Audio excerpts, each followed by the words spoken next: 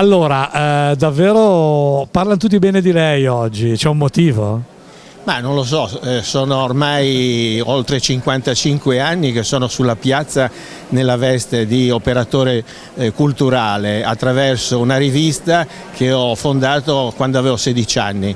Quindi il fatto di essere da tanti anni presente in Liguria nel campo della cultura, nel campo della promozione anche turistica, anche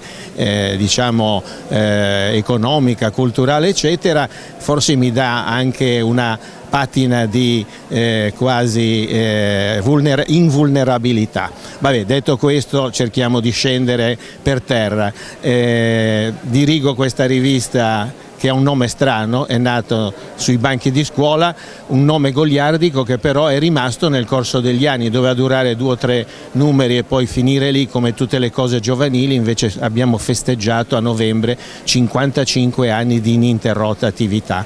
Da quella costola sono nate tante iniziative, il premio letterario Santa Margherita Ligure è giunto alla 48esima edizione, l'attività dell'Associazione Culturale Tigugliana che si occupa di case editrici per pubblicare libri della nostra terra, della nostra Liguria, ma anche libri storici, libri di narrativa, di gialli, di poesie e tante altre cose, diciamo 50-70 titoli l'anno, quindi un bel risultato per una piccola realtà che nel Tigullio fa da faro e cerca di illuminare non soltanto la Liguria ma di espandere il territorio della Liguria in tutta Italia. Quindi il premio mai premio fu più meritato.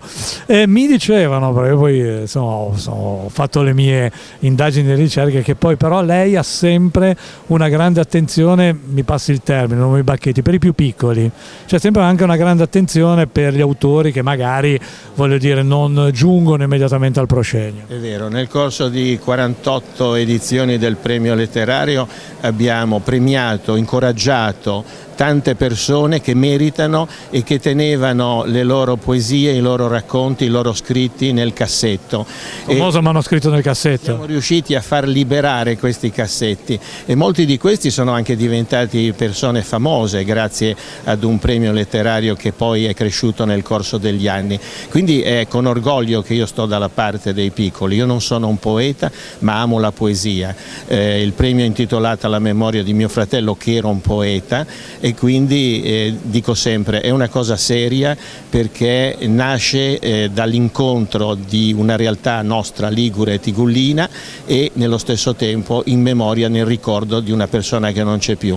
Quindi un conto è la partecipazione aperta a tutti e quindi anche la divulgazione. E un conto sono le premiazioni. Nel corso degli anni ho premiato tantissime persone, però il premio è una cosa seria, cioè dobbiamo premiare chi merita di essere premiato, quindi la meritocrazia.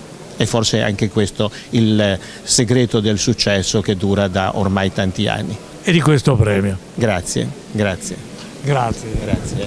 Grazie. Gentilissimo.